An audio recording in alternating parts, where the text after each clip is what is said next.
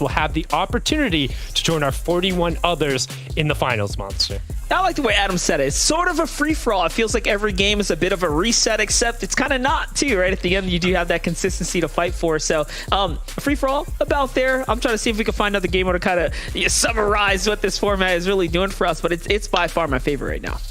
I mean, by definition, it's a battle royale. It's a free-for-all. It's every duo. I was about to say every man, every person, every duo for themselves trying to make it through, but you got a little bit to fall back on. You can kind of plan your win conditions out, or you can go for that Hail Mary through whatever other sports terms, the full court shot. I don't know. I'm sure there's some kind of hockey equivalent we could toss in there, but we saw it yesterday with Princess Wolf being able to take a game in 49th place. So now with another top duo out, 3 games to go, I think we'll probably see just another surprise, something we aren't ready for. Hey, listen, I mean, so far the most consistent and notable teams have been the ones to walk through, right? Avery up there now at the top with the points. So, you know, for them, they have a nice little strong lead, but it sounds like the battle bus is ready. Let's get into game number 4, guys. No more time to waste.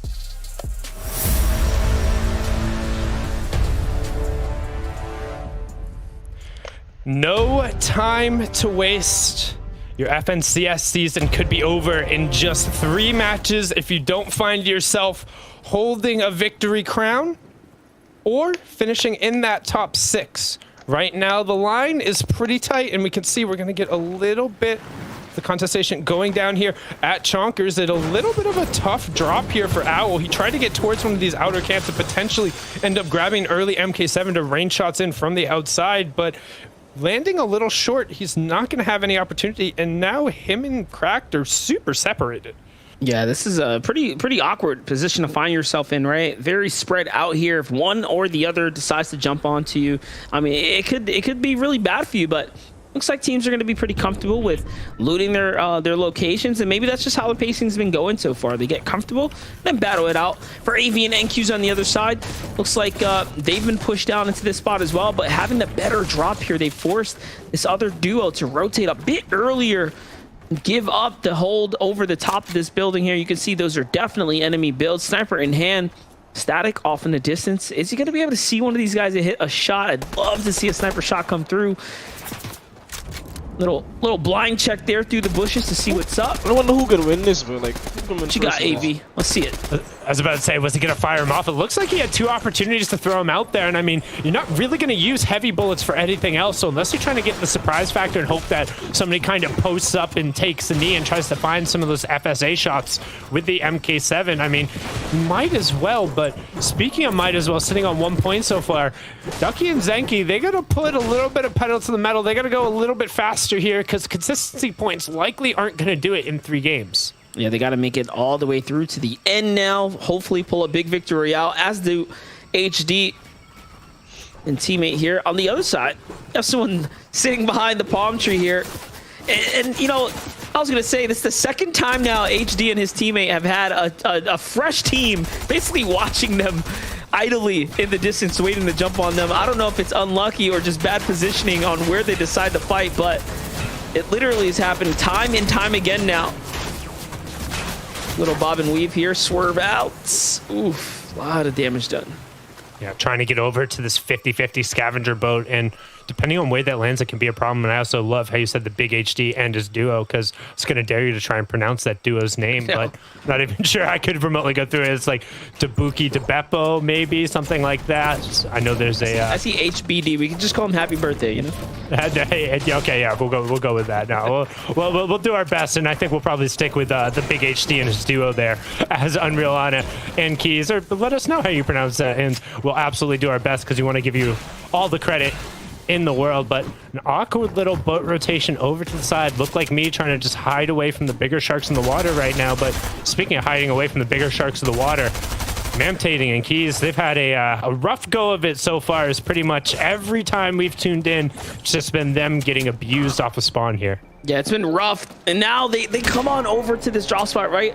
Pantsu and Fatch basically punch their ticket out of the game here and on into the finals. And now, once again, just like yesterday, we see teams landing inside Greasy Grove, hoping to find a little opportunity here. And I'd say the most successful team after all this has happened has always been Jackson and Fable Taco, because they have a draw spot that's just outside of it. So, if anything, they rotate in and try to get a piece of the chaos, piece of the craziness. And this time, they don't find any elims, but hey, they find a few fights. They get to get a couple tags off, and for them, that's good enough to at least maintain this early game. Yeah, it looks like Bank was the one who was able to pick up that first elim there. You can hear the rift going off in the distance. Like we said last game, it's loud. So they're going to immediately try and see if there's any shots going on. There's some shots immediately being thrown off. And Mamtating just hoping everyone kind of forgets about him. Hanging out over on the side. So we're going to hang on out with the duo we were so absurdly impressed with in game number 1, Sentinel Zypha and then Spexy. But since then, they have just gotten... Their gameplay's been completely overturned by Storm Surge. We've seen them go down to it the past 2 games with very little recourse. Yeah. Listen, big rooting for Zypha and Spexy right now. I like that they're actually taking this early game fight there. They're not trying to have the same, double Storm Surge issue happen like they had last round here. This time they're going for the full fight. Seems like they're in a bit of control here, but Spexy based out by himself. Zypha playing a bit of a low ground position. Seems like that's not going to work out here, as they have to give it up now at the disadvantage. So no longer one build. 2v1 situation, goes for the face check on double SMG. I mean, that is definitely going to be a bad play. You know it. We know it. And now we get to see what happens when that happens. Zypha has to do this by himself here.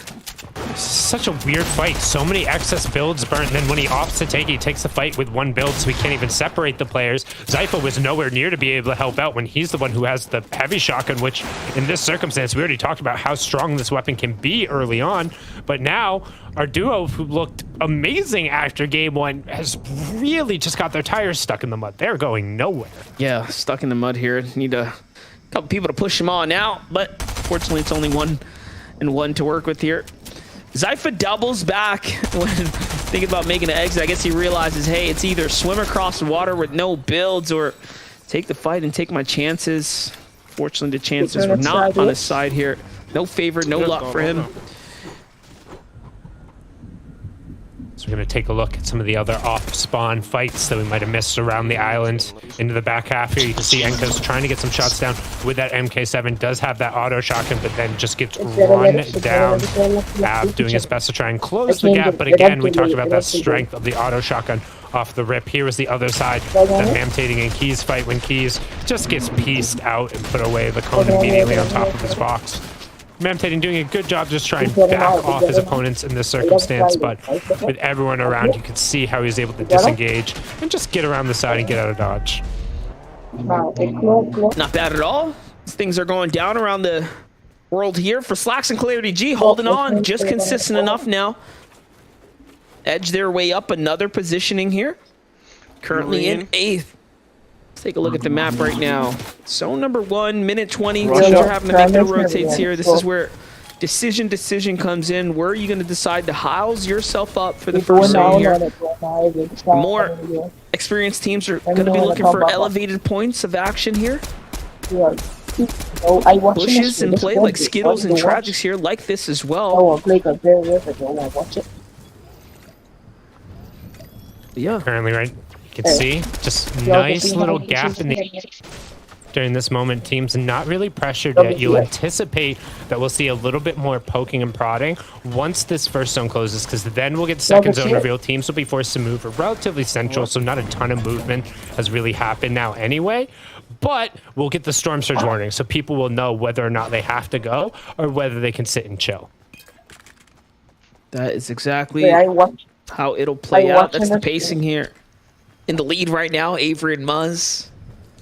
Just good enough, right? Just good enough. Flowing, I'd say, at the top of the pack here.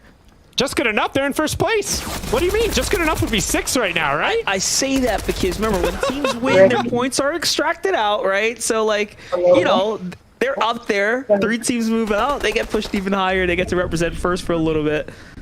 All in all, yeah, just good enough, man. They're doing all right.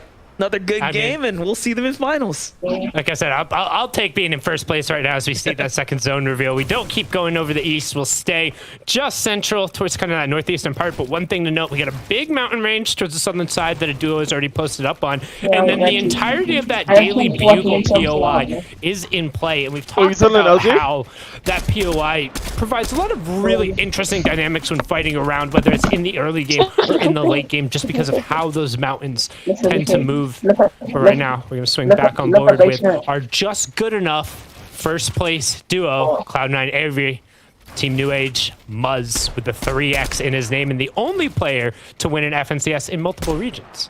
Only player who can rep that 3X proudly right now. Muzz trying to see what he can find. Any pixel, any tag here would be huge. Playing a base split as well. Haven't seen that in quite some time. Teams just housing up different areas to get more sightline, more control. Well, then I know for a fact you don't watch West in that regard then, because Epic Whale and Arkham were doing that. They've been doing that 24/7 the entire time, man. That's their special. Every Cash Cup, every FNCS game, they're still a big fan. Two Scarecrows next to each other. That's the play. Definitely the play. These players need to pick up these strats, though, into the playbook. If you ask me, P-God and Elige, man, what a game for them last round. Now up in second here. Managing to clutch up. Tons of eliminations. The biggest round we've seen. 12 elims in total.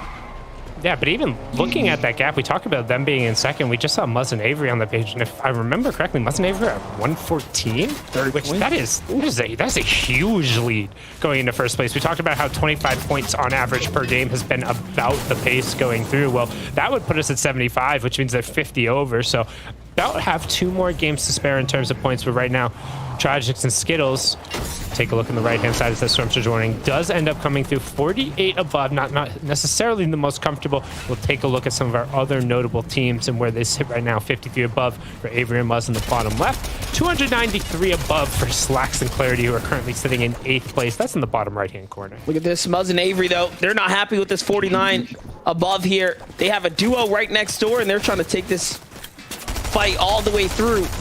Can they find a little bit more? Yes, they can. Muzz with a great angle, brilliantly done there, peeking straight up. Now they have opponent underneath here. It's Static on the other side.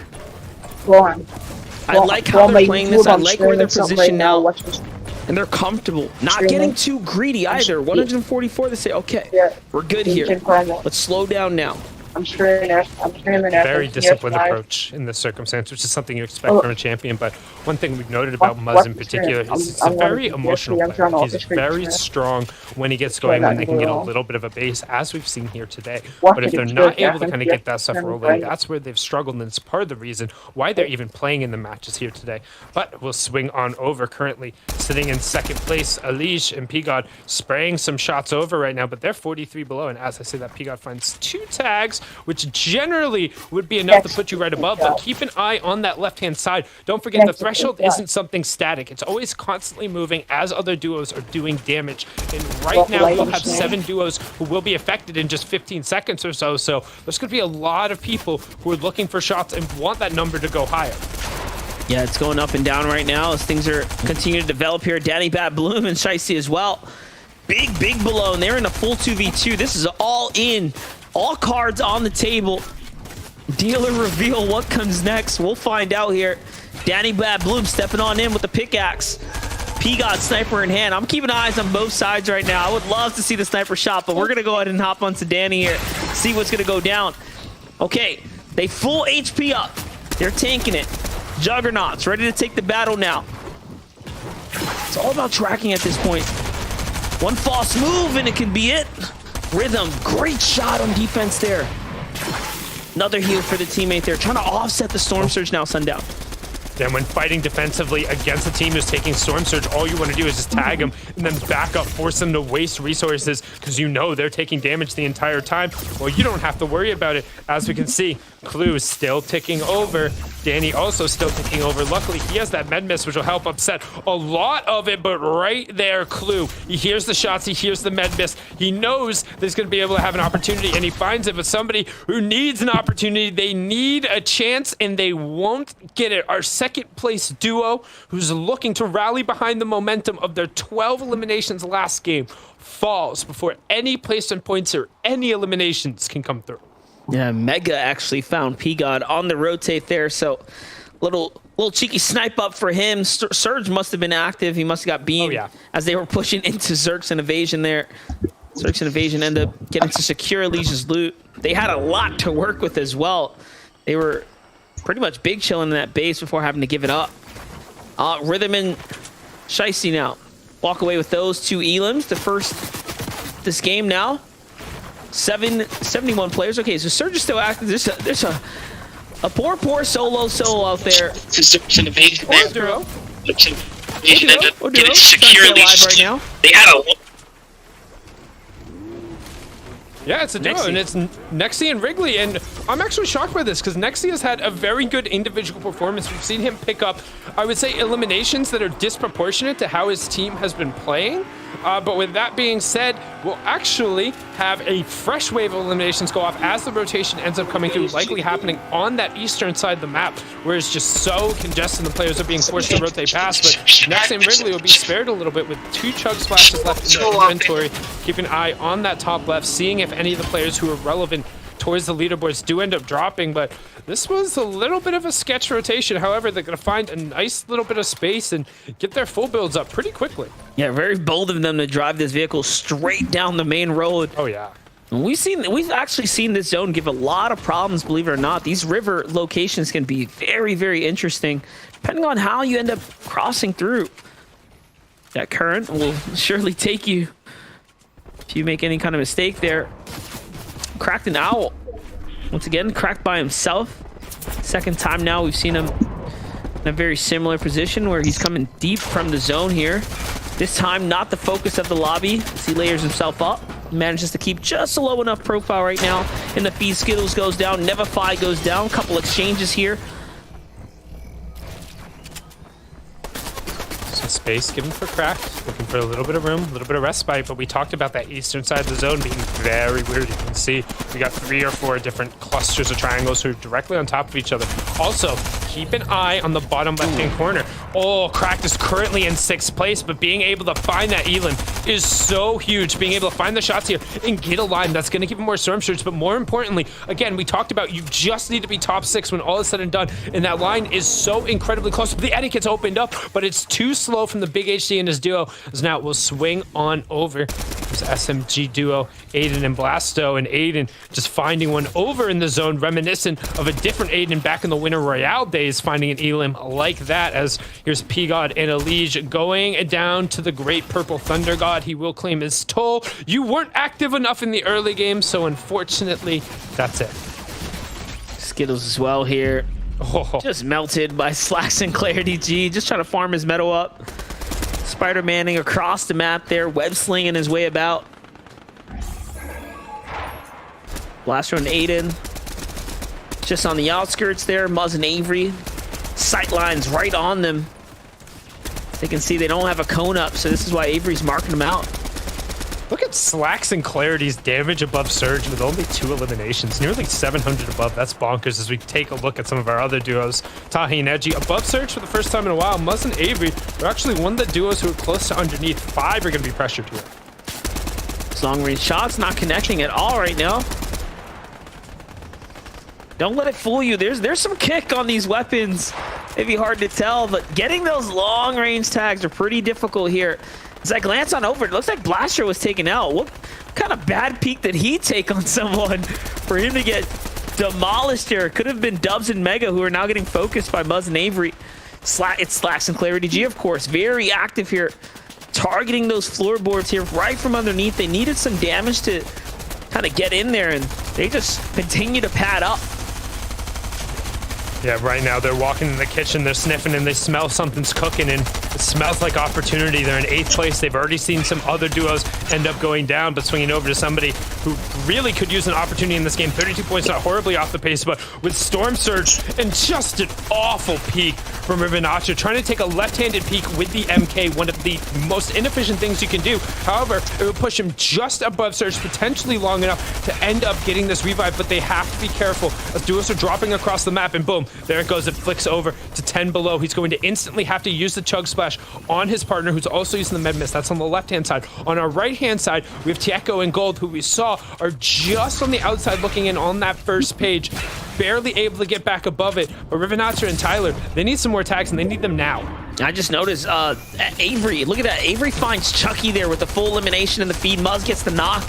Nicely done. Rivinacha has to get active here. Only 10 damage below. That's a single tag with any of these weapons right now.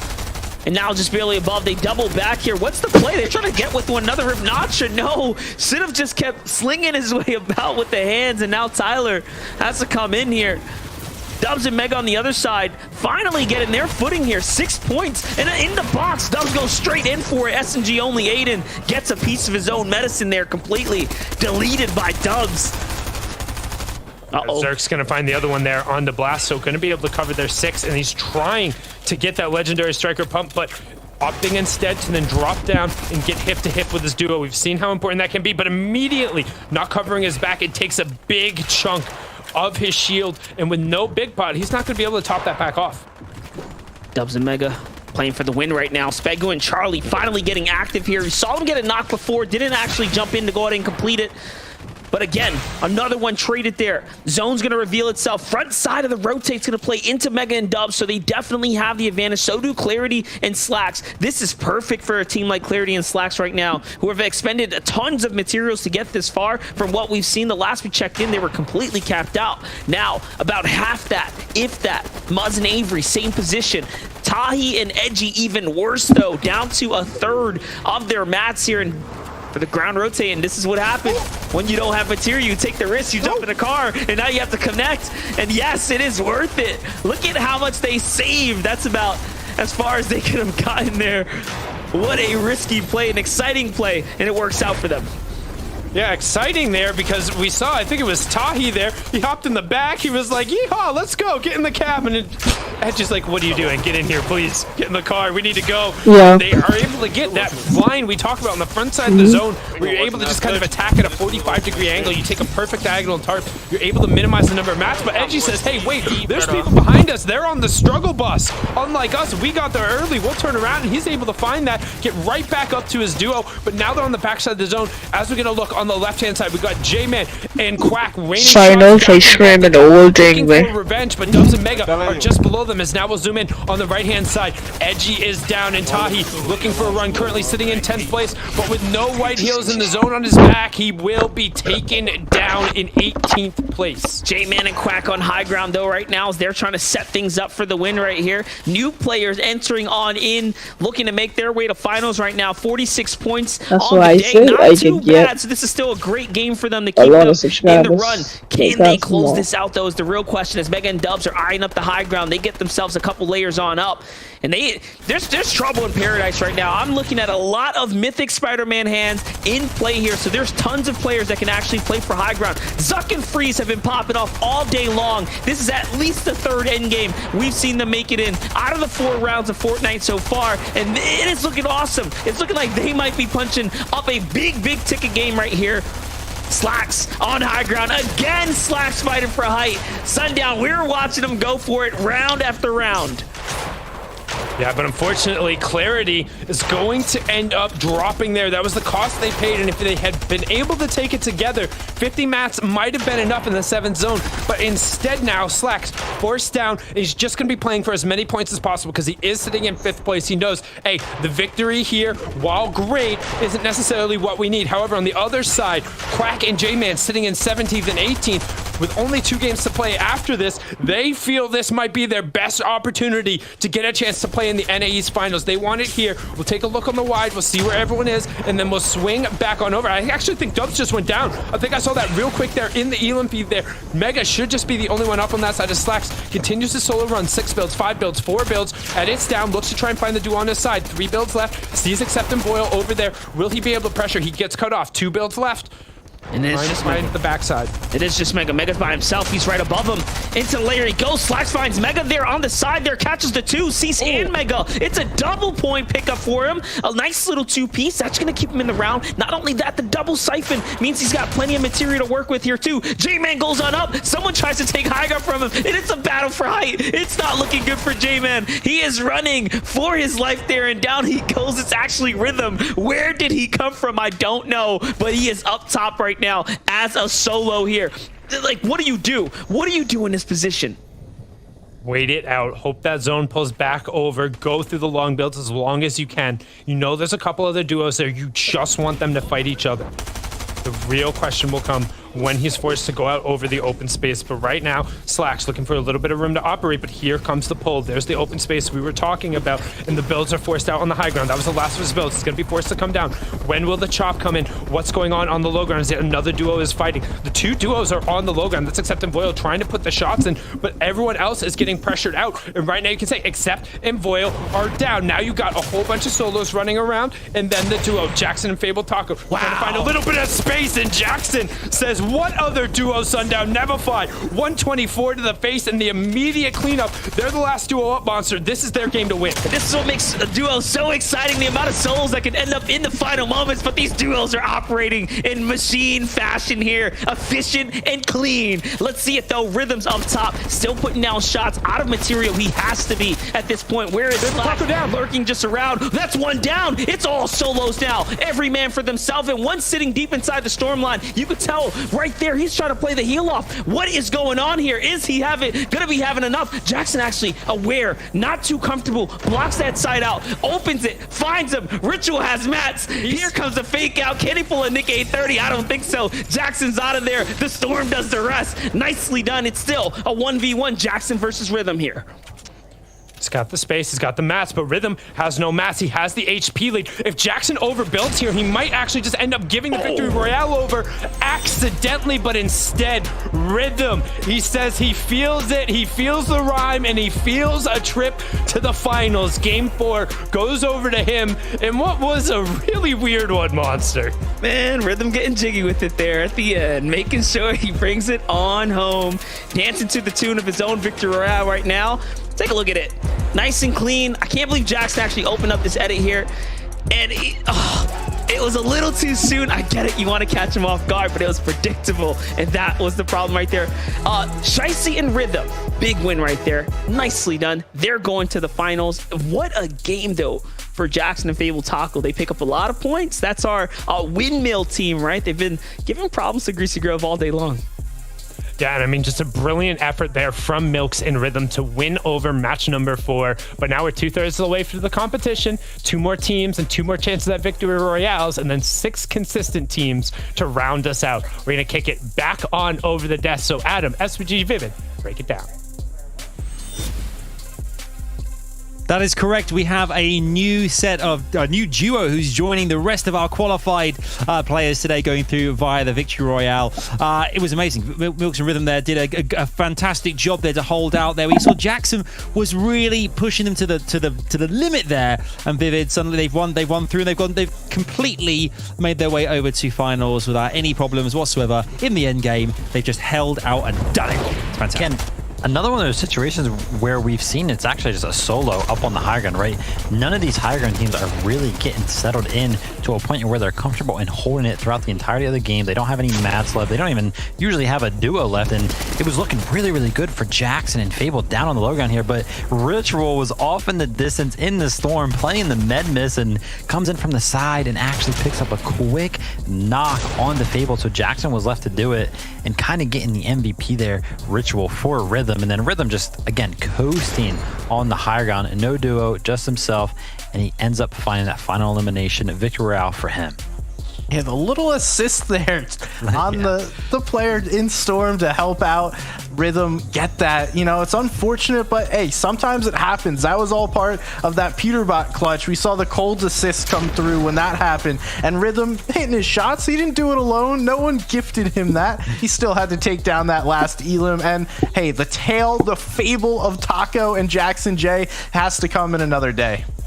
It does, it does. And, you know, again, we talk about the leaderboard shifting. 9 eliminations there from our winners. They now go straight forward into the finals. They're taken out of the equation, but there's 9 eliminations worth of points there that have been sucked out of the rest of the table. So that's really going to change things up here. A couple of teams, obviously, to look at as well. Obviously, Clarity and Slacks. I've gone for today, and they've had a bit of an up and down journey the last few days. But Slacks again today here, Vivid, has managed to just grab his teammate by the scruff of the neck and dragged him over towards that finish line, getting, I think, a 4th overall, even though kind of soloing for a while there. But even dropping down, taking out duos solo as well, and getting those points, and that is so pivotal to getting into that top 6 spots. Yeah, big game for them right there. They came into this game, they were in the 13th position, so they weren't doing too well, but they were right on that bubble. And after this game, I think they're going to be around that top 5 position, potentially even top 2. So they have definitely found their rhythm throughout the day, but still 2 more games on the play, so they have to stay consistent throughout. And we saw that battle for the high ground, but I want to see the battle on the leaderboards here, Adam. Yes, well, I mean, this is it. I mean, we're looking at the winners right now, actually. The stand, how they currently look, having gone through the first 4 games. These are the confirmed, qualified players who've made it through to final. If they didn't want their useless degrees, we would never get the teaching assistant's jobs. We need to pursue our useless degrees. My doctorate isn't useless. No, my wife is falling. Is there a metaphysician in the house? Well, my son's choking. Oh, dear God, where is an epistemologist when you need him? Probably in the nearest bar. It's noon somewhere. Would it have killed you to smile more for the judges? I was just busy trying to be sharp and tight. You were sharp and tight, but you also need to snap and shine. But you tried your hardest, and that's all I care about. Really only see one team distinguishing themselves from the pack here. Once again in NA East with 2 games remaining, it's going to come down to this entire field from, let's call it 3rd all the way down to 15th. That's going to have to figure out where they want to finalize themselves on the leaderboard, because ultimately everyone's done enough to give themselves a chance, one little opportunity to get through in these last 2 matches, and ultimately it's going to be decided in these games we got coming up. Yes, it will. 2 more to go. This is the penultimate game now. There's only 2 more opportunities to get a victory out to go through to finals directly. It's over to MDF and a Sundown to walk us through what is going to be an amazing game 5. Over to you, boys. Thank you so much, Adam, Vivid, and SBG. The penultimate match coming through, and everyone's hoping to avoid a peril of falling early. You need a victory royale or to finish in the top 6. And right now, Monster, with the exception of that top spot, that top 6 is they're pretty packed together. Yeah, definitely. 6 points separate from 4th place down to about 9th there. So listen, that's 2 eliminations in this current format. That is how tight the race has been. And all of those teams are Elim heavy except for Cease. Cease's duo is the only team up there that has 71 placement points, up there with Avery and actually Muzz. So just about as consistent as far as how much endgame they've made, but they only have 6 Elims. So if Cease and crew could just pick up a couple more Elims, man, they'd be so far ahead of the pack. Yeah, but there goes the bus, so let's not delay. Match 5 is on the way.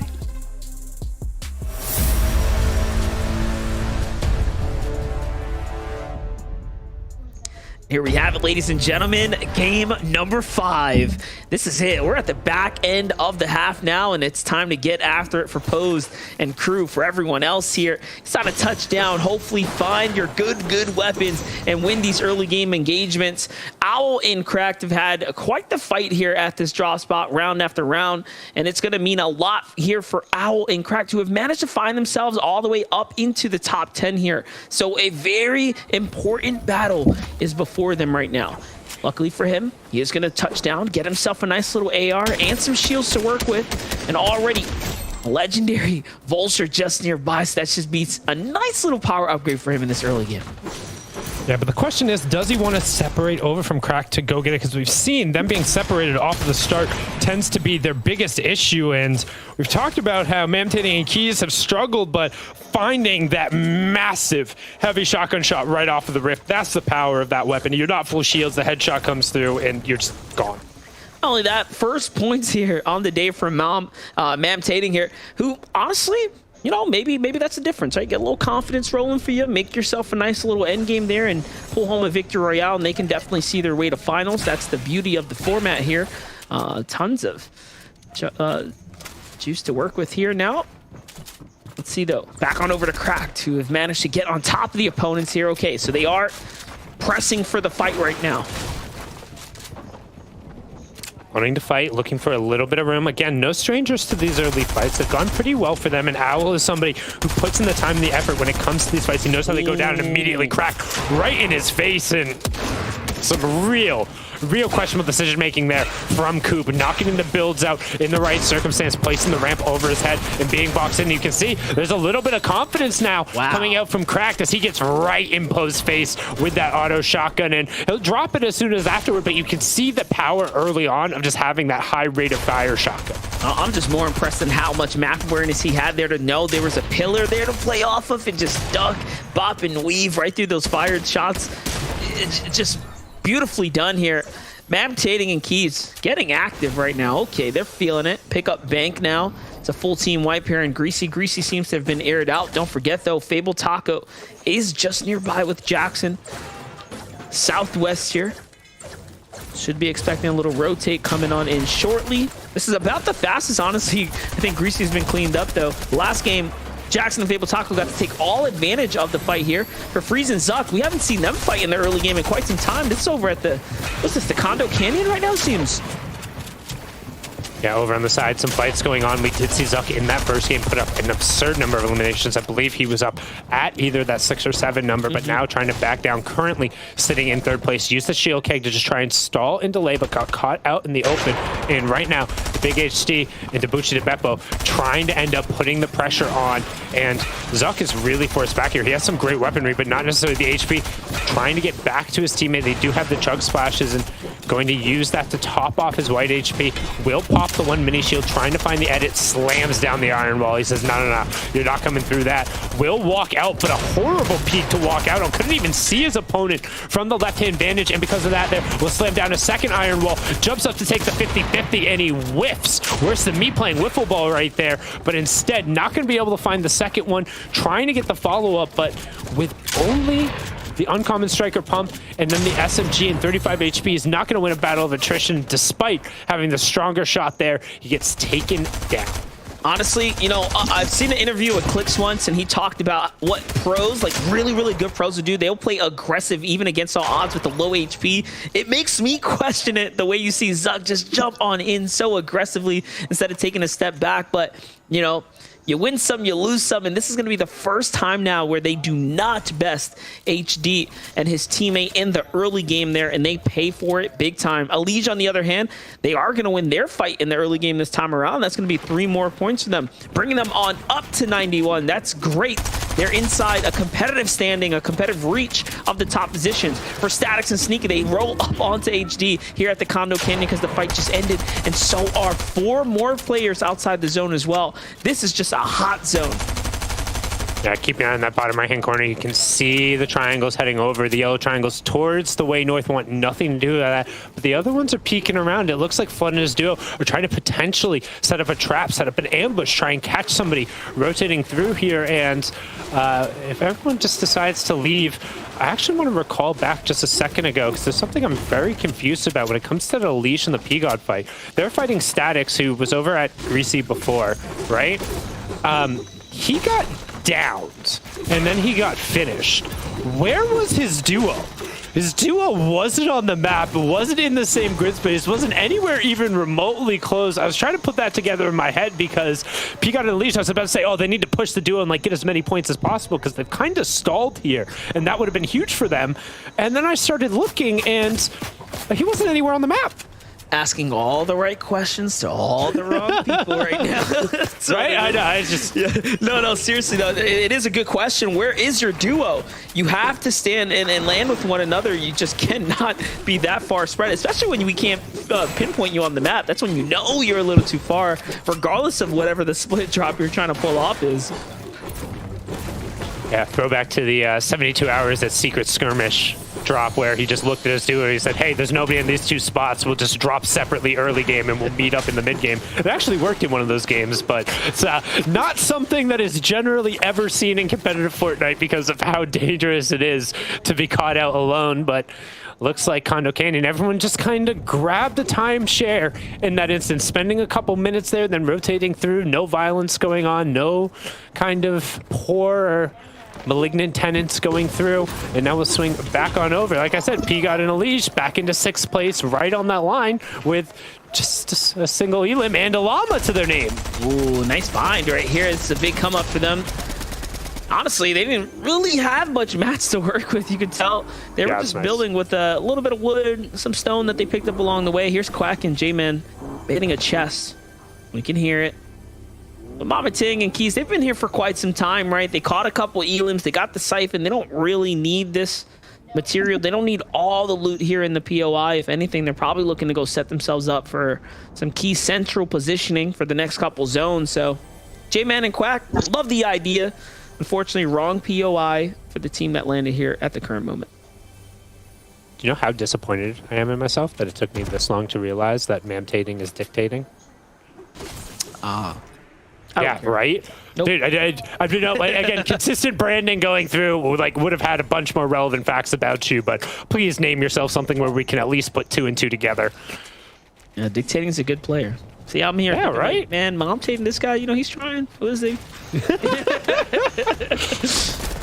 Dang, I wasn't going to go that far, but I mean, you're not wrong in that circumstance. As the results speak for themselves, actions speak louder than words, and points end up mattering at the end of the day. But let's take a look at some of the fights. We ended up missing off a spawn because it is a little bit of a faster paced game than we're used to. We see Pose and Cooperoni over here at Chonkus. We saw the end tail of this from the other perspective, but Pose end up, unfortunately, just getting put into the blender. Yeah, definitely. Here's the other perspective from HD's team here. Onto Freeze and Zug. This is probably the biggest upset we've seen so far as high-ranking teams taken out early. Our 3rd place team dropped right there. If you are just tuning in, just to get you all fully caught up. And then, of course, that fight with Status, we were wondering, where in the world is Scare Bear? Like, where is he? Because somehow P got in a leisure up here by himself, and before he can get the finish, he gets finished off right there.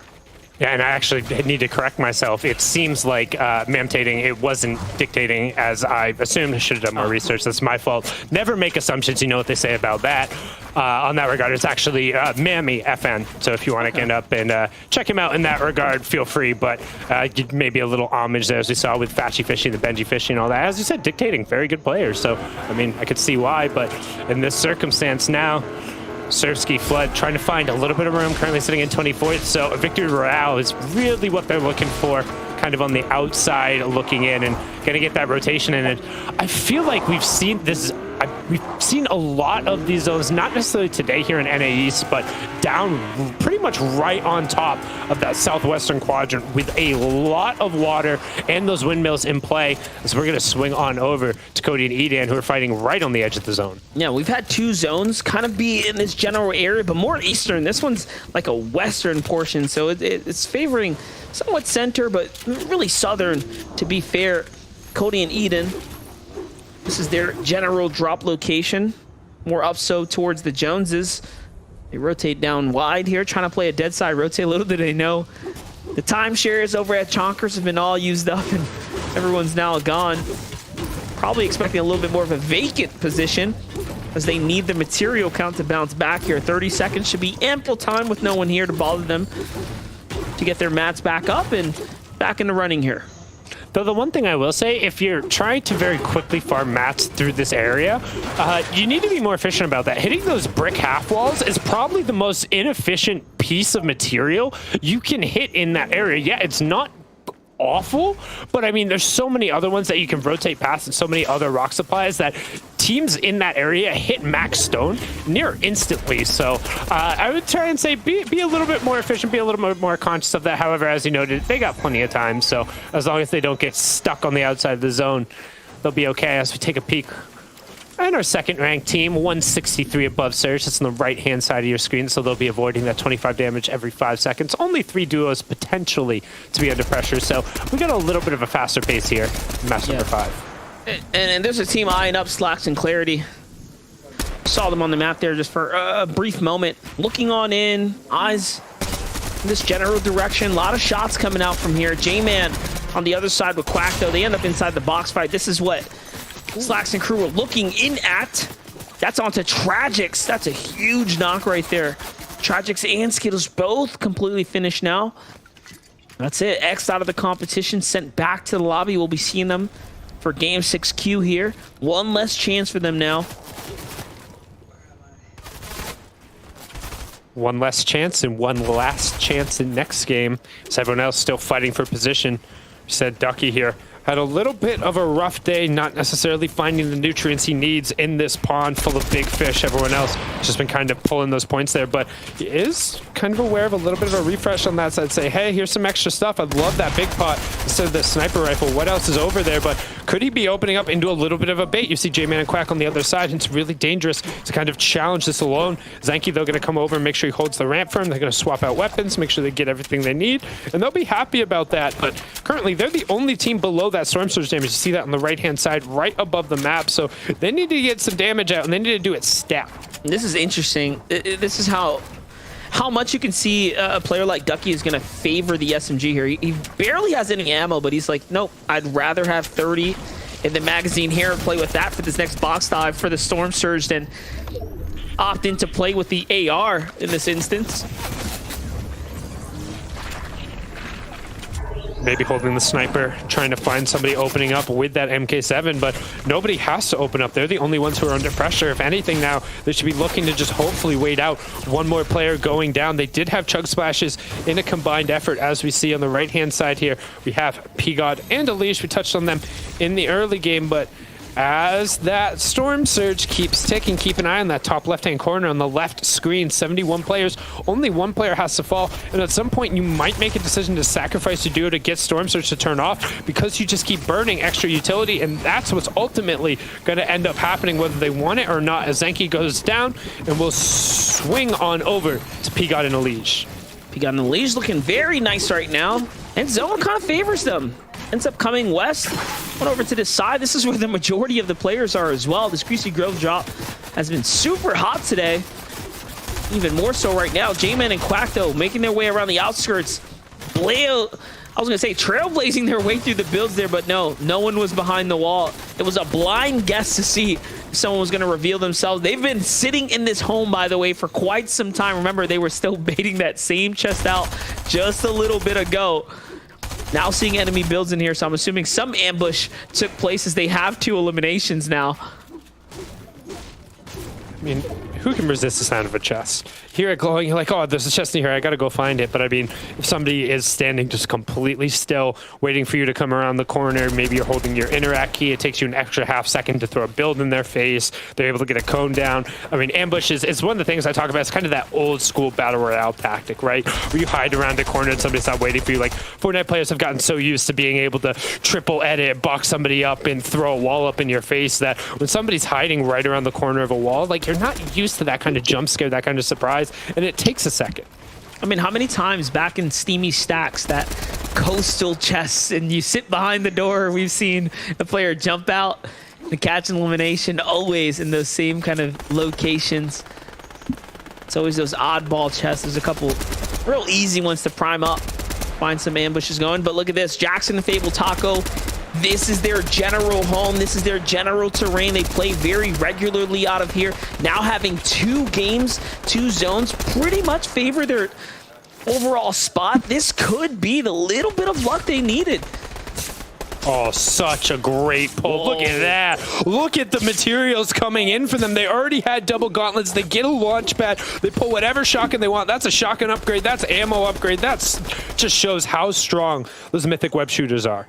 Yeah, they can just do them all. rotate, and most importantly, pull in the loot.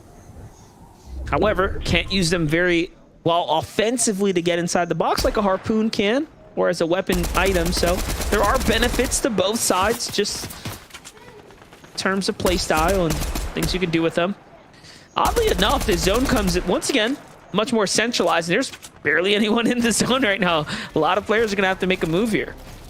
Yeah, one of the biggest things about this zone, I don't think we've seen this so far today, there is no natural high ground. I mean, literally none. There's about 3 or 4 spots on the map where this can happen just because there's so much variability in terrain on the Chapter 3 map. And this is one of them, which makes it very interesting because normally in that circumstance, teams are able to get a high ground position without a ton of material investment simply because they were there earlier.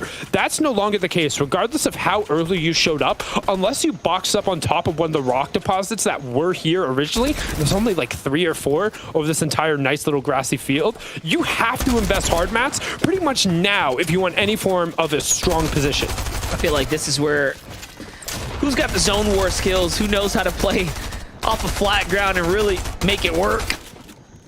It's about as creative as it's gonna get for a Fortnite lobby right here. You called it. Tahi and Edgy on the low ground right now. No height to them. They got to be careful. These grid spaces will start to get weird on these types of areas where things aren't necessarily completely even. You can also see grass being set ablaze off in the distance as well. I do wonder if that's Cease kind of player who'll just create that little bit of chaos.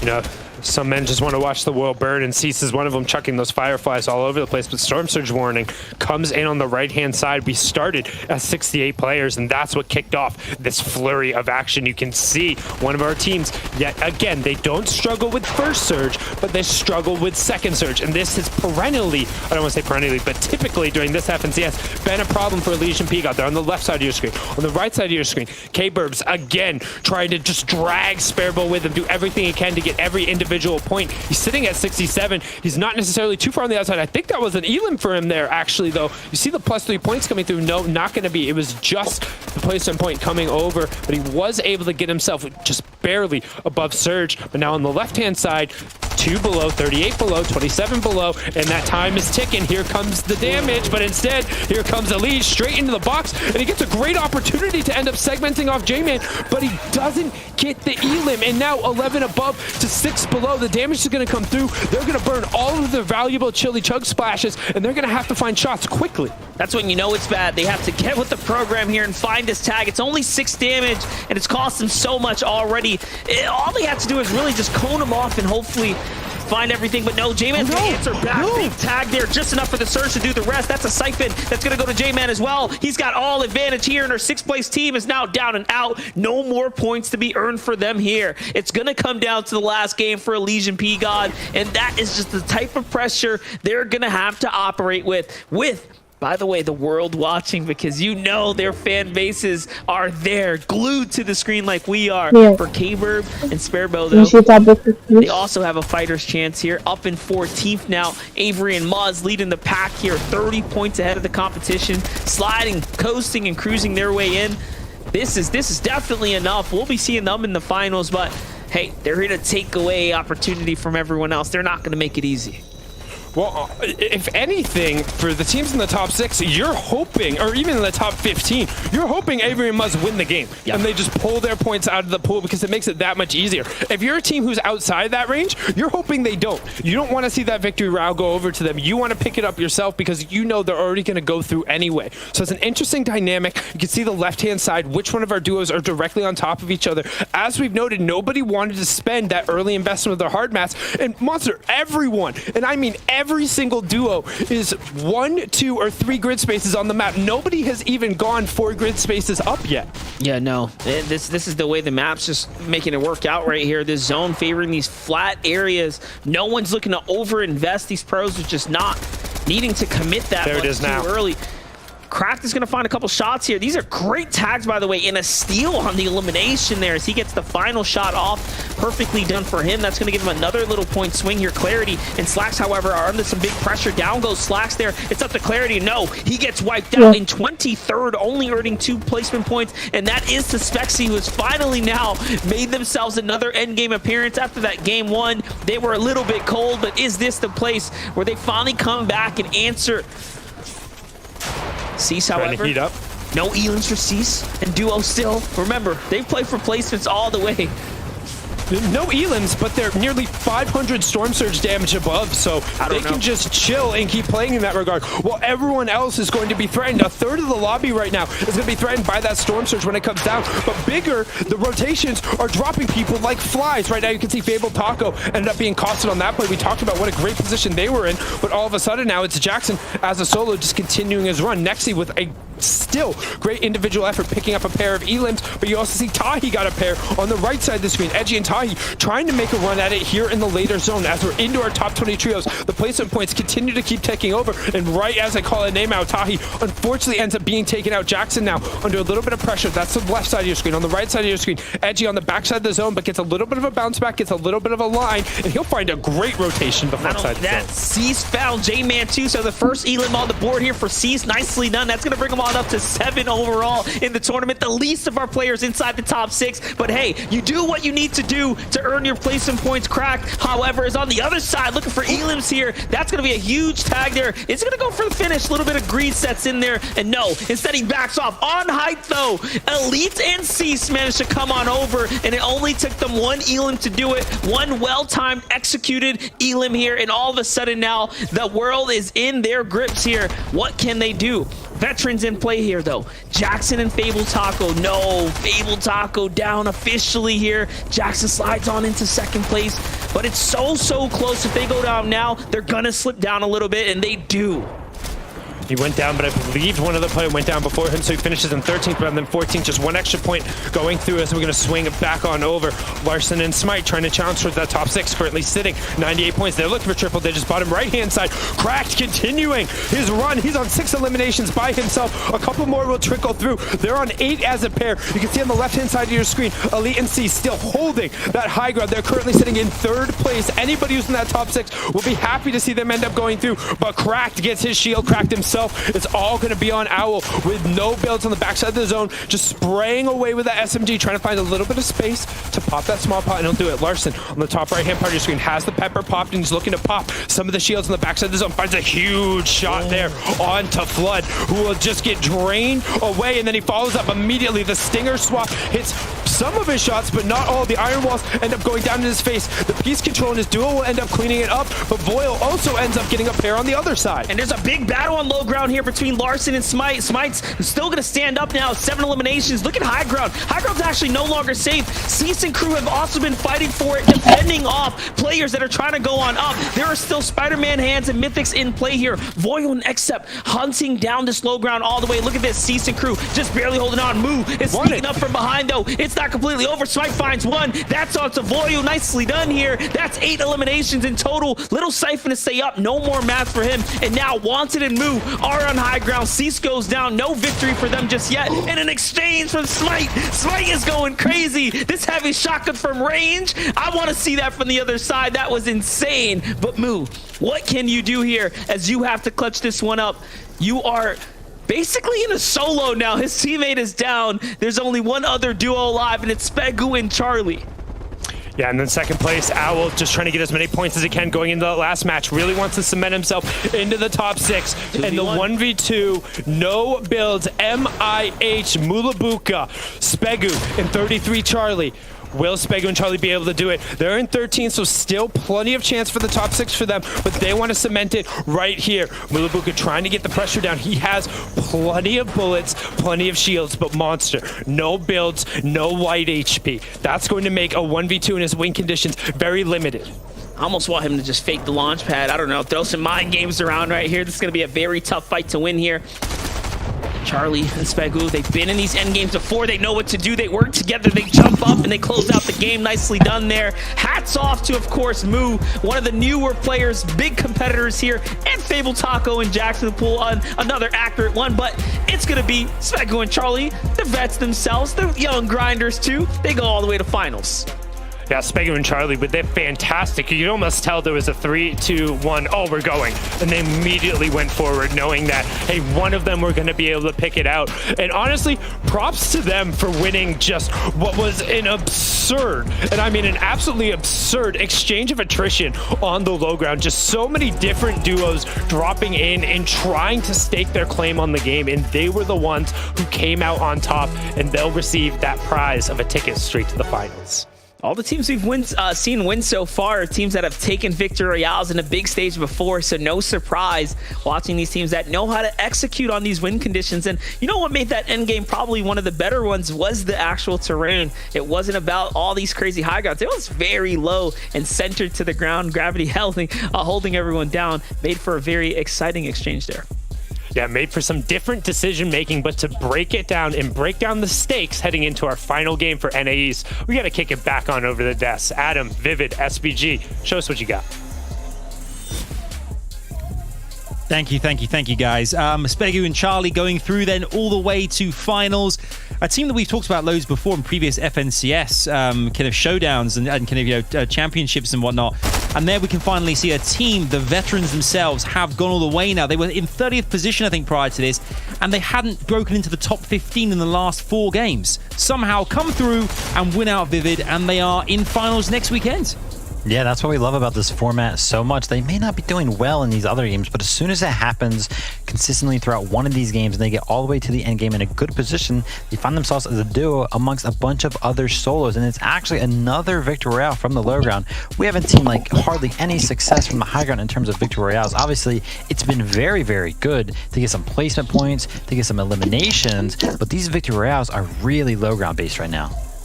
You know, we have seen some really good high ground plays. I mean, we were talking about Elite and Cease just playing so well and having so many placement points because they've just been so consistent. It's one of the things that have stood out, and the elims, they haven't necessarily come to them just yet. Elite Cease pop off a little bit on this end game, able to grab high ground here, but spent way too much on this high ground take and not able to sustain like you would want to see. And unfortunately, they may be in one of our top 6 spots, but they're not moving on just yet. Not just yet. We were talking about this kind of like, but while the game was playing out there, like on the desk behind the scenes here, saying they've clearly come in today, day 3, their only opportunity in these semi-finals to make a real stand and claim for one of those spots going through.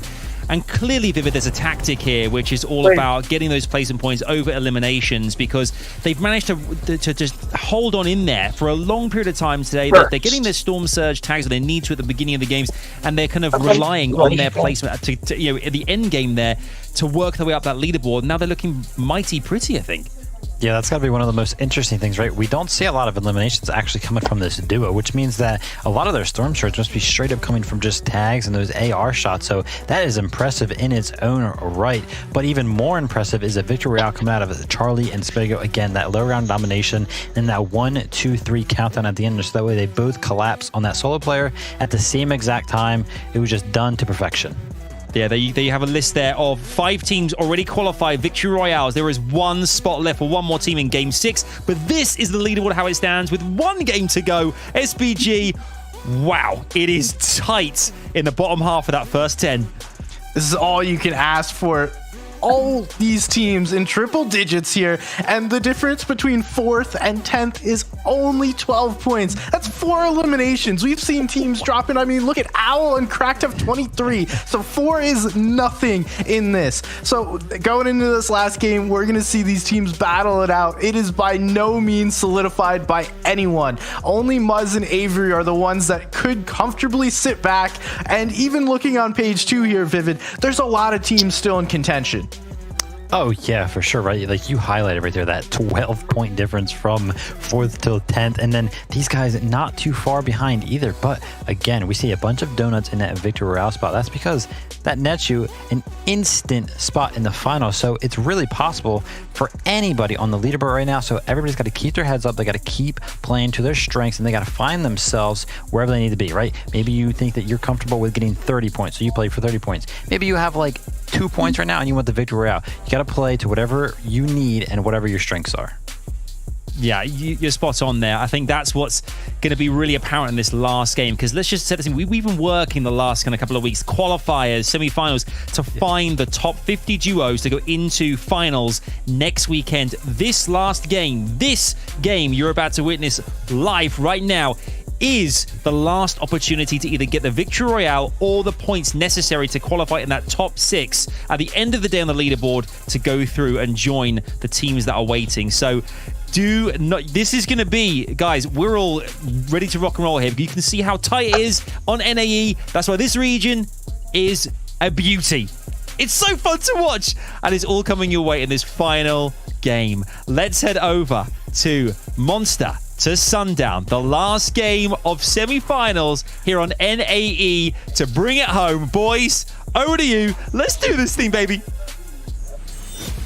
Thank you so much, Adam, Vivid, and SBG. And one last time onto the island here for NA East in the semifinals, and then we will round out our top 50 duos here for the first FNCS of Chapter 3. And Monster, there's been some great Fortnite so far this weekend.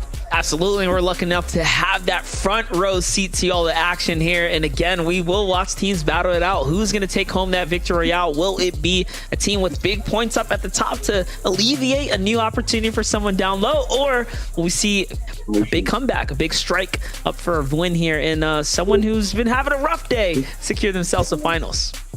Yeah, you are never out of it until you're eliminated in this match. There's always a chance, the Victory Royale being an automatic ticket to the finals, but there's also those 6 consistency spots up for grabs, and we'll be keeping an eye on who drops. We'll keep you updated on the storylines all the way along the way, because this is it. This decides who those 50 duos who are going to be competing, not only for all the money, all the clout, but that Axe of Champions, and enough is enough. One more match, game number 6. Let's go.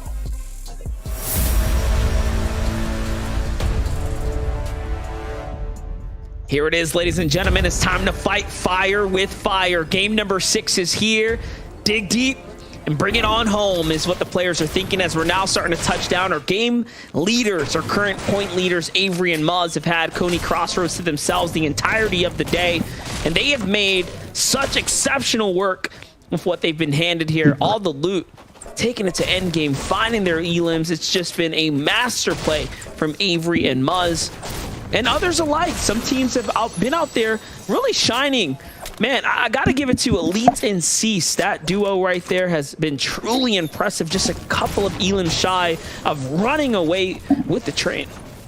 Yeah, and Cease is somebody who I would like to talk about, because when we talk about veterans and going all the way through as we get this fight going down yet again at Greasy, everybody just loves the tacos here, as Key's going to be able to find, again, putting in work with that auto shotgun. Seems to be one of the stronger weapons when it comes to these early game fights, as we do have Mamtating, aka Mammy FN, sorry, dictating, my bad, I apologize, trying to clean up on the other side here and push out Unrealana and Bank yet again to kind of rescue a little bit here potentially in the final game, as they did have a rough start coming through. But going back to Cease, I mean, a lot of people don't know this. He's been around since the early skirmish days, back when you were still playing Monster, all the fall skirmish type stuff, and being able to compete against him. What people don't realize is back then everyone talked about like how good some of the players were. Cease far and away had the most eliminations in those matches, and it wasn't even close. It wasn't the Dubses of the world. It wasn't, as we see Keys end up cleaning up the fight there, it wasn't all of those players who were known back then. It wasn't the Mitro who was dominating through, or the Benji Fishy, or the Mongrel, the Stompy. No, it was Cease.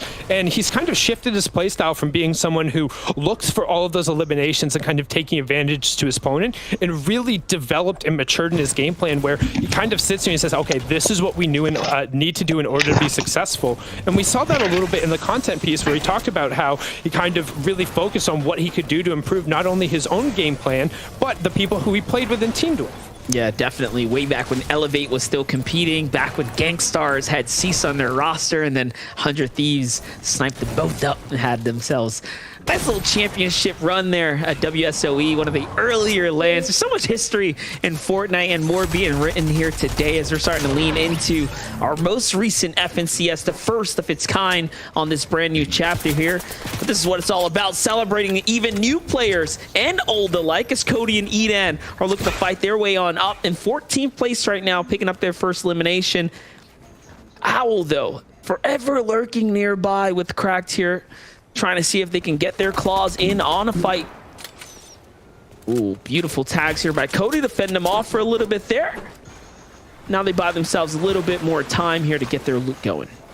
Yep, and I love this decision, dropping down and breaking the sideline on the southern part. If you've already scouted kind of this southern range and you know nobody's hanging alongside of it, this southern part of the map has an absurd amount of loot available to you. If one of them is carrying a harpoon, you can nearly guarantee yourself pretty much anything you could want from that part.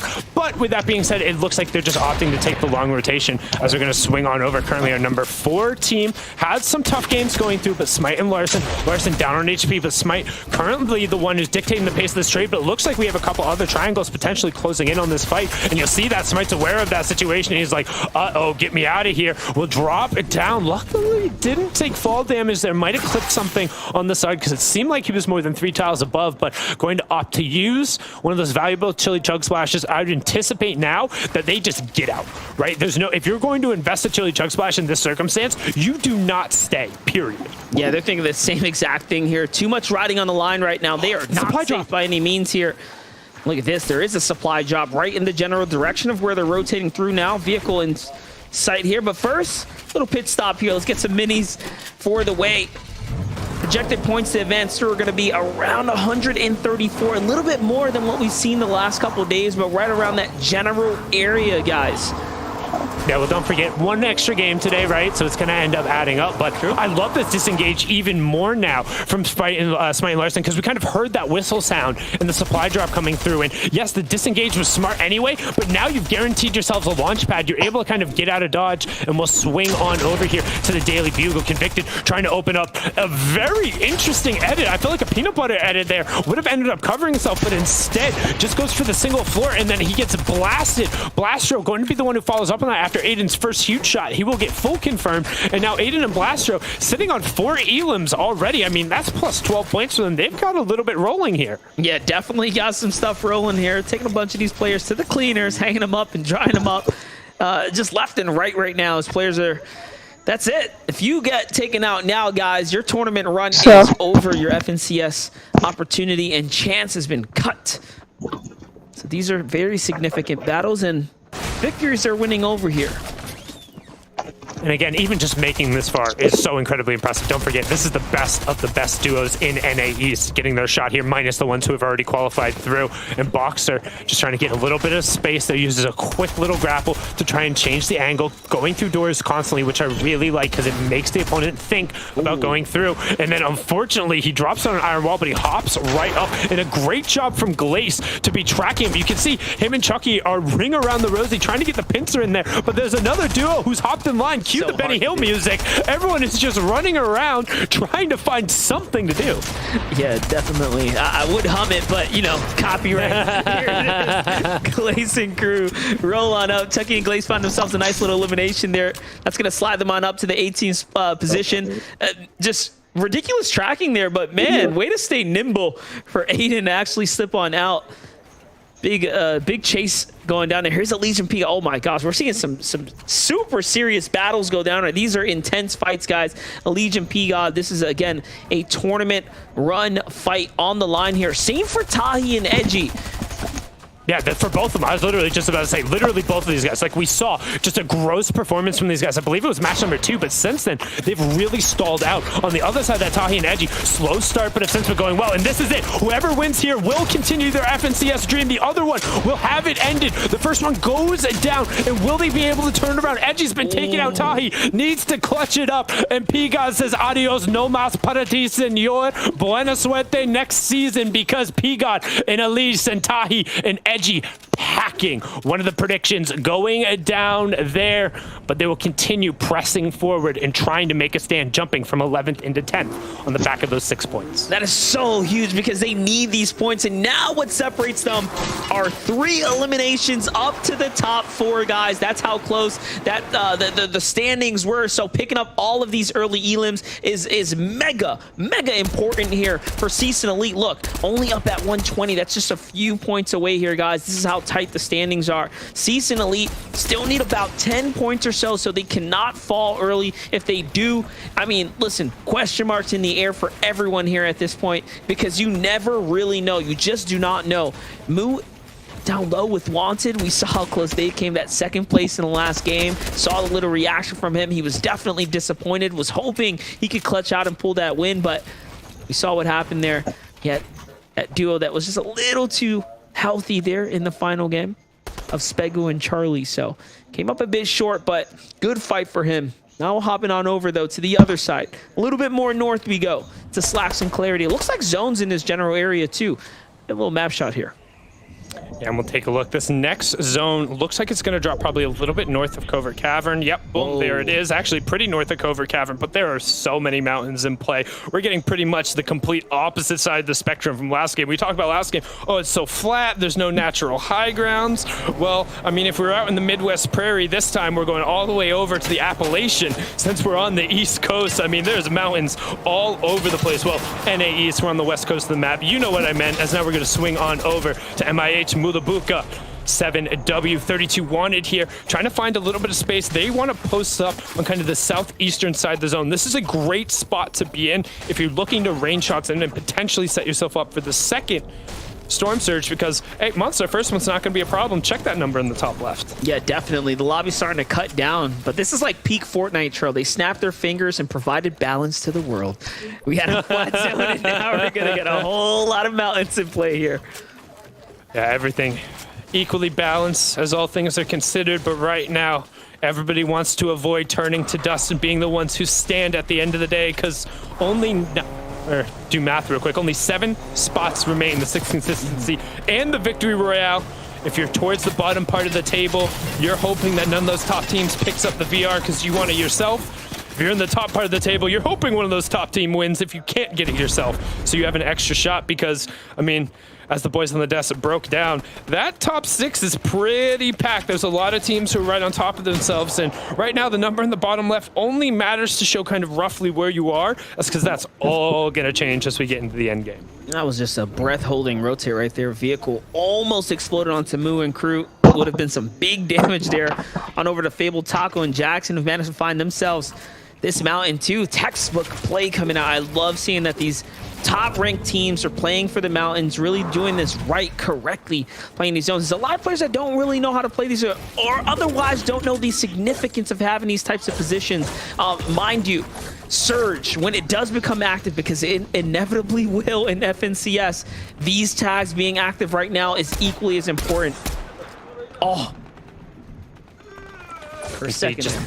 Just barely clipping the corner of his own ramp, and it's unfortunate because it looked like he was going to line up the headshot instead, just adding an 18 tag. And one thing to note too with this type of game, because we don't see Storm Surge in that 3rd zone, teams don't get that nice little barometer, right? No reboot is going to come through. We have 35 dudes. Hello, Jay, what I've done, Oxy. 70, so everybody's got a buddy with them. They'll be going into the end game like that, as we've generally seen.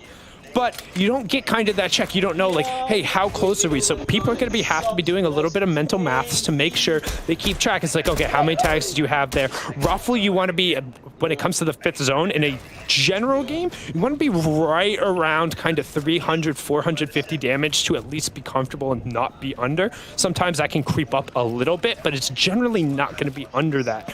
And if you have 0 eliminations, it's really hard to keep track of that. Was that 2 tags or was that 3 tags? So some interesting decisions are going to be forced here in the 5th zone, as largely between now and then, I expect everyone to just chill.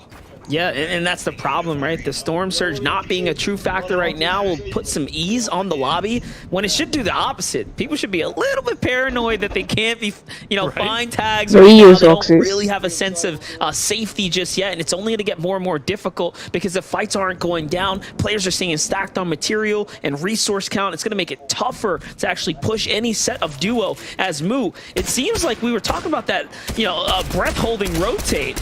They got punished at some point or another. Not sure if the flames that were set ablaze from the vehicle actually chunked into their HP, but it's possible. There is no white HP in either. I stop on the 50, but that's really happy. Unless they have an opportunity to maybe scoop a quick or something. I will see how finals could be. You're not gonna, maybe a campfire down. I think there's a campfire actually right at that little shack that's right over there, but we're actually gonna get a nice little replay here in a second to see how he lost his HP as Enkos actually picks up Zuck there in a second, and it looks like he's throwing shots out. Oh my gosh. Yeah, it's super unfortunate. Well, get down, Mr. President. Mulabuka's taking that one for you, and luckily he caught it with his forehead, had the helmet on, but still going to really cut in there, and that's the type of thing we're talking about. He doesn't know he has to poke out for those shots, right? He has an idea, he doesn't know whether or not they're safe, and hey, that's exactly what you want to see, but boxing up directly on top of it, need to be a little bit careful. Luckily, also has a nice thick boulder there to be able to kind of top off what he just used. Talk about the risk. Willing to go toe-to-toe with the trade before getting the material, before getting the HP. Now, though, it's a little bit of health for that. Not bad at all. I thought that was... So I didn't realize. Drop the cliff it was a combo berry. Yeah. The combo berry going through there. I thought it was a med miss too. I'm like, oh, that's so fortunate. Who would just leave a med miss there? Now we makes know. Sense now. Now we know why he wasn't so in a rush to get to it. Right, I was like, put the HP on. What are you doing? But it's better. Like having the extra 10 HP is better than not. But now gonna try a little bit of a central rotation as we're gonna swing on over. P-God down. P-God, he is down. It's all going to be on the back of Elise. They're currently sitting in 10th. We talked about it. They were the ones who knocked out Tahi and Edgy, and right now just completely on the back foot. It's all going to be down to Elise, but again, we've talked about it. Despite players having a penchant for carrying the Stinger SMG, no matter how strong it is, it's near impossible to clutch when you're using an attrition weapon. And as I say that, Elise says, well, hold my chug splash. I'm going in. He trades fantastically there, but he has to back up and use some of his excess shield. Doesn't cover his back, doesn't reset the wall, and the third party says, hey, what you doing over there? That's mine. I think that's mine. Just trying to back down P-God. Just keeps ticking. Meanwhile, yeah, I was going to say, P-God is still up. Just a low ground rotate here. He's going to go and work his way around the outskirts. Careful, though. These are some enemy builds, and these wood walls are easy to get into. They don't spot him, but maybe that wall right there is a dead giveaway. Did someone else just show up? No, never mind. That's still the duo shooting from the distance here. Toe-to-toe with two SMGs. It's not looking too hot. He's starting to run out of mats. Coned up, and Elysian P-God. So much people they're going to have to take a rain check to the finals this season, unfortunately, as they lose their opportunity. But man, oh man, what a run it was. Please, Oxy, you're lying me. Well, I tell her that was it's tough 10 to go down in that minutes. situation, especially when you have the rift right there. You don't want to end up getting caught. I see, I'm busy right now. But 10 now minutes. we'll swing on over. We talked about the projected points being at 134. Well, currently our fourth place team is sitting at 114. Again, that leaderboard in the bottom left-hand side doesn't account for ties, so could be a couple of jumbles there, but it just goes to show you how close kind of the top of that leaderboard is. That 20 points, even for our fourth place team, that's not an insignificant game. You still got to get in there and make the end game. As we have our fourth zone reveal monster, if you check the bottom right-hand side, we're pulling away from most of the major mountains, but on the western part of the zone, there's one real kind of high beam there. Yeah, definitely. One big position to play off of. That's going to be the prime spot. That's right about where we saw teams rotating in from as well. Smite and Larson, though, I like this spot too. I mean, they're on a solid foundation and piece of land. They definitely have some elevation off the rest of the opponent, so is equally as a powerful drop here. However, Yuz and Okiss down at the bottom, bit of a sleeper team. They've been kind of lurking about there, kind of dipping their toes into top 6, falling in and out of it. They're now on the cusp here, on the bubble of doing something for this game right here. There goes Lyson and Smart. They just have to move a little bit here. Smite and Larson do make it on in. Okay. Yeah, but look at Tieko on the right-hand side. Gold is down. I believe Tieko is currently sitting in our 6th place spot. He's, oh no, 8th place spot. They're actually on the outside. Slipped out. Yo, it's nuts. That 4th is at 114, right? Maybe 115. Yeah. Place coming through.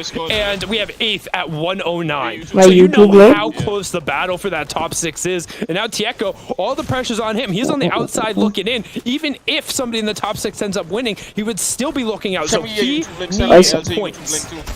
And look at this. I send you Got it. smacked and Casker down at the bottom trying to fight for this loot here. They know this is where they took out Gold here, and that's why they're trying to fight for this. 2-6, man. Challenge here. Very, Sucks. very bold challenge by Tieko. He doesn't even throw a wall down either. When they Just get leaving 220 that and they floorboard stop open for a for the bit. edit. Open for the sight lines for Casker. 220 and they stop for a 32 bit. below now. It all makes sense as he's been keeping track of how active he needs to get. He needs another tag here. So does Moo. Uh-oh. Moo is also below. Yes, he found some whites, so he does manage to cap off, but they are below. 10 seconds left here. 12 players have to go down.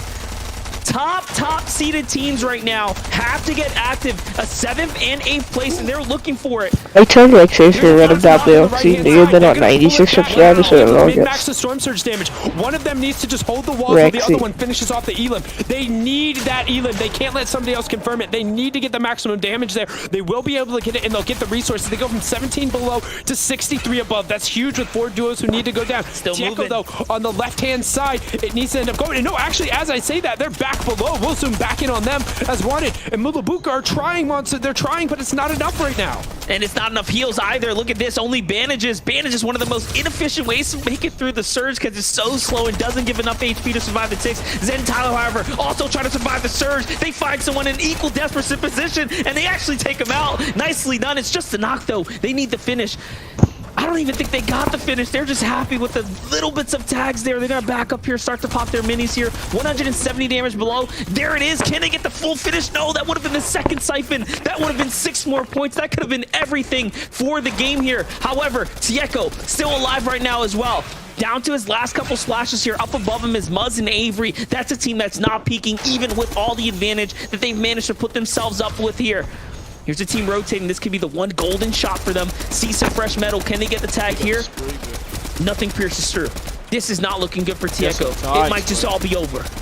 Yeah, but only 2 more players need to go down. However, he's out of utility. He's throwing the shots he can, but the zone is closing. Everyone's rotating in. It's a race against time. It's out of his control. There's nothing he's going to be able to do. He desperately needs tags, or he needs someone else to do it for him, but no one's even going down in the feed. There's no more knocks. There's a confirm, but that's from the surge, and it turns. He finds splashes. He finds some minis. But Monster, nobody's shooting. Listen, it's so quiet.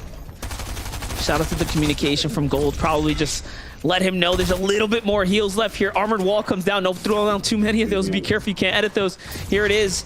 One more storm surge, and then it's the final opportunity now. Just a single player has to go down, and everyone knows there's one desperate man out there, and that's why they are not making edits. They are not fighting. They understand it's not us, it's you. And everyone nearby is probably a risk, and no one was willing to take the risk there. That's what just happened. Right now, we got 4 solos running through. Now the shots turn back on. It's over. Everyone opens up, but Mulabuka, somebody who needs elims, he finds it on Despexy. Unfortunately, Zypha is out, so despite the amazing effort in match number 1, their car stalled out, the engine failed, and they're left on the side of the road, waiting for the bus next season. So we have Neverfly in the bottom left, Mulabuka in the bottom right, Larson on the top. 115, 114, and 112 now. Only separated by barely an elim each way through. They'll be able to go through, just keeping an eyes. Does anybody go down as they all have their duos up? But right now, the big difference, wanted with no shields. Otherwise, everyone else is mostly 100-100 as we get into the 6 moving zone. Dude, Moo just literally Mythic Spider-Man his way across, hit a floor, and almost, I swear, looked like he was gonna take fall damage, but he managed to survive. Now he's split up from his teammate. They managed to find one another. It's getting very, very intense down here, but also for Larson and Smite, they're just holding on. 119 finally. Look at how close it is in the standings. 115 means that, oh no, Wanted falls. They're at 116, 2 points from 4th place. One single elimination will jump them up to 4th place. No one is safe right now. Not even Smite, not even Larson. Cease is going to fall in the feed there. Have they done enough? They did. However, we're leading just by a little bit here. I don't think they had enough elims. They've been slow on the pressure there on high ground. Sparebow and Burbs, where in the world have they come from? They're now trying to What's going run on? up this end game here. see what he So just is do? Mega. Mega's still alive He here. lays it up to the Sparebow wall. versus Cracked gotta 1v1. get one Burbs is gonna fall there. So I don't now wanna it's show all it. up to him here. What can he No, like, do you now? have to get No up. longer They're in gonna win. control of the high But he ground gotta here. go high, Another no, team's go gonna high. go on and control They're that. gonna win that game if Fable they go Taco's high. gonna fall there too. Oh no, another contender is down. Moves in 6. He's barely got HP though. Keep him counting here. Dan Smite and Jackson 4 and 5 directly Wait, on if they top go of each other height, right now. 6th place. whoever on height can win Mulabuka, this no game. more shields, but he's swimming and finding a space. Shield cake put down, and honestly, oh no, it slid away from him. He didn't notice. It's just sliding casually away from him. He's taking the damage. And you talked about the streams, Monster. You have to be aware of where the current is flowing, and instead he was washed away. Nice. Same with his chances as the They're FNCS getting some finals. good They dodge go right now, down the right. drain. Quack up on the high ground, trying to spread his wings and fly, but he might need to dive down and get his feathers wet in the water as he only has 4 builds left. Still 14 duos up on their feet. Clue on the high ground with Danny, who also is sitting on 3 floppers, has the wing condition in terms of the heal off, but we haven't seen matches go that long yet. You can see Sparebow pick it up, and Elim there right after he ends up going down as Mega still up trying to find the challenge. Jackson in fourth place, low ground. No builds, no mats, 1v2, he opens up, but that's the wrong door. Haven't you ever heard of closing it? He says no as Clue finds Owl on the backside. That's their 5th Elim Monster, but the Elims don't matter. So they're gonna They win need my to group. go. They need to win this game. They don't have enough points. Otherwise, it's all about the victory royale here, and they're fighting. They're actually fighting, trying to defend this height as Chu tries to come on through, but it is enough for them to go ahead and secure it. Dubs and Mega also need this victory royale. They're somehow holding on. 2 mythics in play here. They can make a couple plays here if they look up for high ground, and they're thinking about it, and they're evaluating the situation right now. Yes, he also has him. Here it is. Swings on out, playing for the front side of zone. They're trying to play for these Elims, playing for the end game. It's a low ground position. Beautiful lineup right here, but the high ground is open. Gotta be careful, Dubs. He knows a little bit better than that. Mega, few layers above here, so a lot of information in play. Dubs now, sandwich, crushed down below. No suffocation in place though. Dubs goes all the way up. Nice. Beautiful shot. Big clutch comes through. Nice shot there. Zone's doing the rest. This guy does not have any health. Dubs might actually clutch this up. He now has control. The mountain is actually perfect for his positioning here. You gotta win this though. But he has no more mats, he has no more mythic gauntlets. He's relying on the old build. He's looking Nice. back in the zone. He needs the siphon. my gosh. You talk about shooting fish in a barrel, but Dubs, the Spider-Man, he comes right up through its coop, looking to rip it away. my God. Dubs trying to push it back down, but Coop does it himself. He falls down, but it's pulling away. Nice. There's only one mat, catches himself, denies the fall damage. It's Dubs on the other side. The take it, winner Storm. will go through. It's all about the W. Dubs trying to Nice, mine nice the brick, play. gives himself a little bit of room. High ground, taken away, trying to find the shot. Serbsky, will he be able to get it? Conan, it comes through. Dubs misses the first, misses the second, and Dubs and Mega, the veterans, do not make it through. The FaZe boys fall in the final moment, and Serbsky rips the run away to claim the final victory royale spot in NA East. We'll have What 6 a more game. duo. What a game. Serbsky flying on through at the end there, keeping it extremely exciting, and that is the power of the Mythics in play. Flood and Serbsky out of nowhere come through. Power of the Shiesty tag, I think, is just the name right now. Few players see how Dubs just sell like literally clutching up when it matters most. Take a look at the winning shot right there. Both players just masterfully executing movement right there. What a game for them, Hey, too. boy. I mean, the movement from Serbsky there, you saw the little dip, Hello? making sure he still had the right-hand advantage going through. I mean, it was so close using the utility, but what an amazing set of 6 matches, Monster. I thought Dubs had it there for a second, though, the way he threw the cone up, but he made the edit and made it too easy as it broke on there at the very end. That was an exciting games right there. And hey, listen, we got all our finalists now, Sundown.